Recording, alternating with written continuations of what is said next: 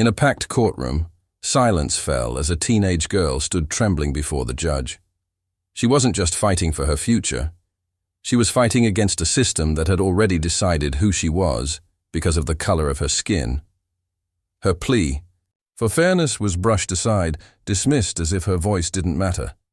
But what happened next would leave everyone in shock, as this young girl refused to be silenced.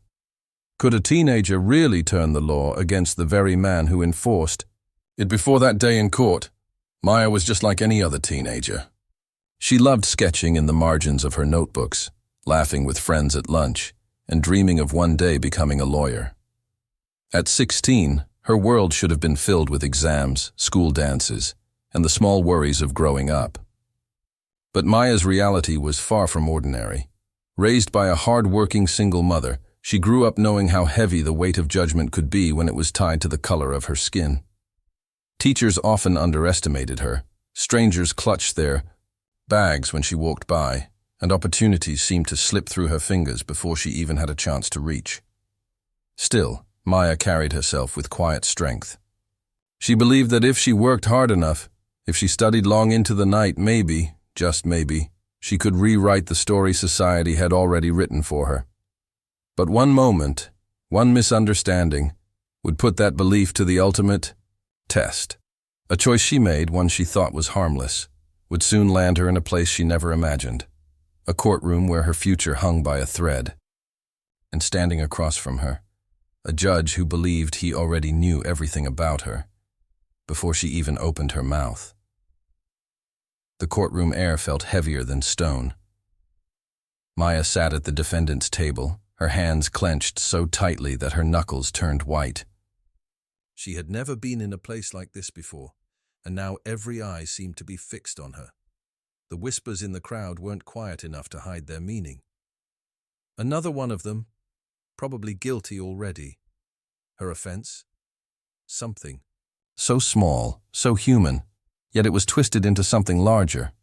Maya had stood up for herself in school, refusing to accept unfair treatment from a teacher who constantly singled her out. Words turned into accusations, and accusations became charges. What should have been a minor disagreement was now painted as defiance, disrespect, and even a threat. And now, this room, with its wooden walls and its flag swaying silently above, would decide whether she was a young girl making a mistake or a criminal deserving punishment. The judge peered down at her, his face unreadable but his tone sharp. His questions weren't gentle. They sliced, laced with doubt. He didn't ask about her dreams or her struggles, only about her behavior, her attitude, and her record. He didn't see Maya. He saw a stereotype, one he had likely carried into this courtroom long before she entered. Maya tried to explain, her voice quivering but steadying with every word. She spoke of how she felt cornered, how her teacher treated her differently, and how she only wanted fairness. But the judge's expression barely shifted.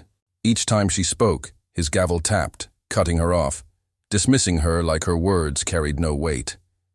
In that moment, Maya realized she wasn't just fighting accusations, she was fighting invisibility. Every glance in the room seemed to brand her, to confirm the story others wanted to write about her. Still, she refused to shrink. With her heart pounding, she drew on the lessons her mother had taught her. Know your rights. Know the truth. Do not let them silence you. She began recalling laws she had studied late at night. Small notes scribbled in the corners of her school books. Statutes, protections, and the rights of students. Her voice grew steadier as she spoke, but each sentence seemed to provoke the judge further. His jaw tightened, his gavel struck harder, and then it happened. With the room watching, Maya cited a law so precise, so undeniable, that even the court stenographer paused in surprise. For a brief second, the judge froze. He hadn't expected a teenager, especially one like her, to know the very system he claimed mastery over. The crowd leaned in, sensing something was shifting.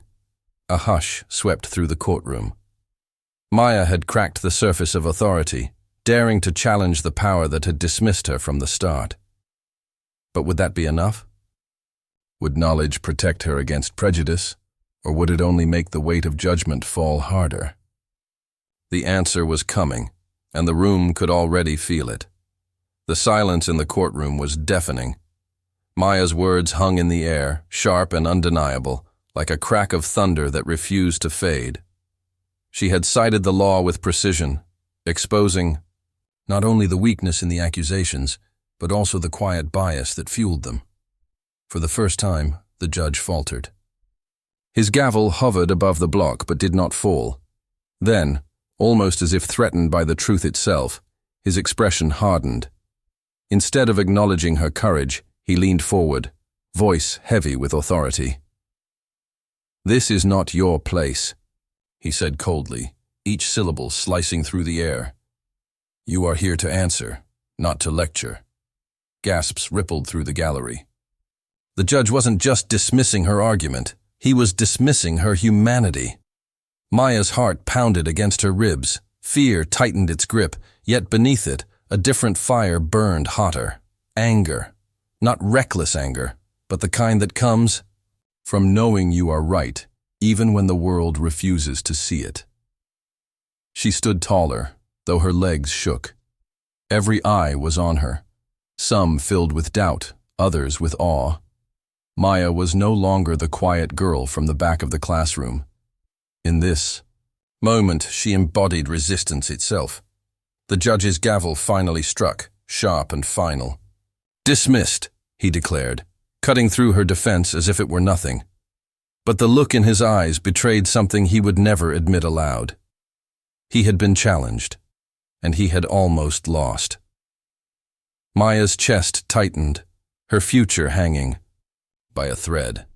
The courtroom buzzed with shock, the weight of injustice pressing down heavier than ever. And yet, somewhere in that silence, one truth lingered, a truth no gavel could erase. When Maya stepped out of the courtroom, the weight of the judge's decision pressed heavily on her shoulders.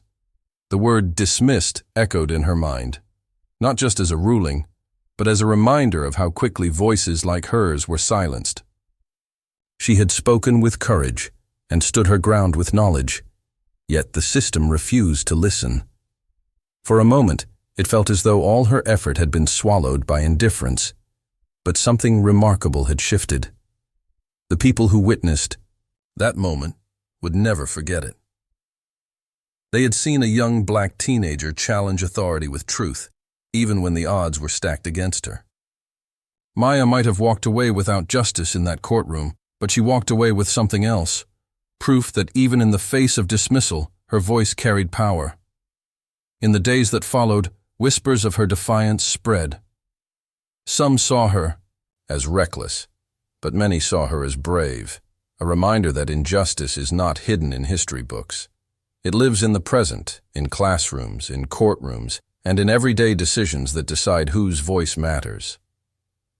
Her story is not just about one teenager and one judge.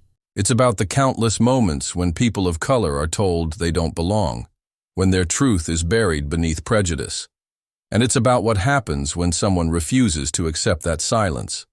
So the question remains, how many more voices will be dismissed before the world finally listens?